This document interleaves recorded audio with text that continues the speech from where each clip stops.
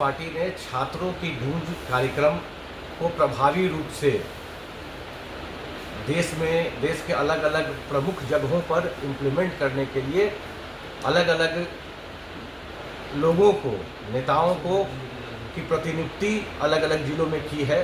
आज उसी संदर्भ में आज हम सुपौल में हैं, जहां एक प्रेस वार्ता के बाद छात्रों की गूंज का कार्यक्रम है, जिसमें छात्रों के बीच में संवाद किया जाएगा। आदरणीय राहुल गांधी जी ने छात्रों का जो आवाज़ है, उस आवाज़ को शक्ति देने के लिए उन्होंने देहरादून में छात्रों के बीच संवाद किया। उसके पहले कोटा में संवाद किया, राजस्थान में। ये पूरा देश देखा है। कल जो संसद मार्च का जो आयोजन था, जो छात्रों ने जिस तरीके से दिल्ली में आयोजित किया था, और जिस तरीके से हमारे नेता आदरणीय राहुल गांधी जी, हमारे कांग्रेस पार्टी के आदरणीय राष्ट्रीय अध्यक्ष खड़गे साहब, और साथ ही साथ आदरणीय प्रियंका गांधी जी, वेणुगोपाल जी, और जो भी हमारे कांग्रेस पार्टी के बड़े नेता हैं और जो सांसद हैं, सब लोगों ने प्रधानमंत्री के आवास के पास बैठकर प्रधानमंत्री को बुलाने का और उनसे जवाब मांगने का जो प्रयास किया, वो छात्रों के लड़ाई को शक्ति देने के लिए एक कदम आगे कांग्रेस पार्टी का सोच रहा। और लेकिन उसके बावजूद जो कांग्रेस पार्टी का डिमांड है, जो देश का छात्र का जो डिमांड है, वो ये डिमांड है कि धर्मेंद्र प्रधान इस्तीफा दे।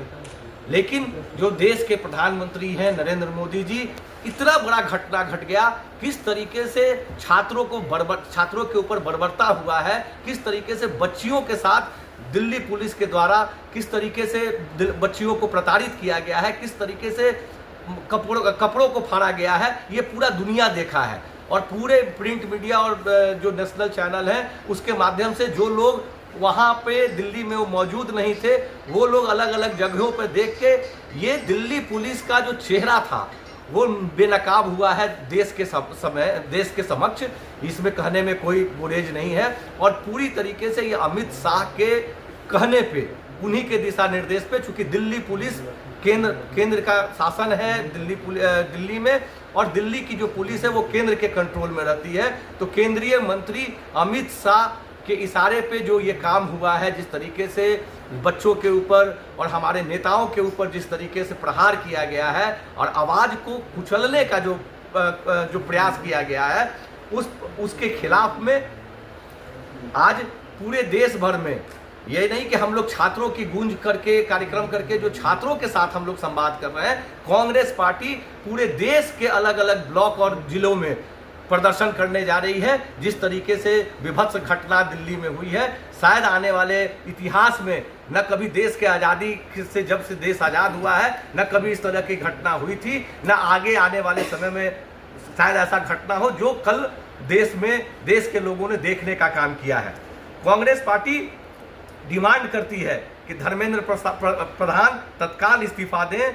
जो पुलिस के द्वारा जो लाठीचार्ज और जो दमन हुआ है, उसमें केंद्रीय मंत्री का, गृह मंत्री का बयान और उस पर हस्तक्षेप आए। साथ ही साथ परीक्षा और शिक्षा व्यवस्था पर संसद में विशेष चर्चा हो। कांग्रेस पार्टी और नहीं मांग कर रही है, जो सच होगा उसका चर्चा करने के लिए मांग कर रही है, लेकिन ये सरकार का जो मंशा है वो सबके बीच में है। परीक्षा में जो देरी, पारदर्शिता की विफलताओं और छात्रों की शिकायतों के समाधान के लिए समयबद्ध कार्रवाई की कांग्रेस पार्टी मांग करती है। शांतिपूर्ण छात्र प्रदर्शनकारियों पर पुलिस कार्रवाई की स्वतंत्र जांच की मांग करती है। पेपर लीक और पेपर लीक माफिया को मिले राजनीतिक संरक्षण की स्वतंत्र जांच हो, कांग्रेस पार्टी ये मांग करती है।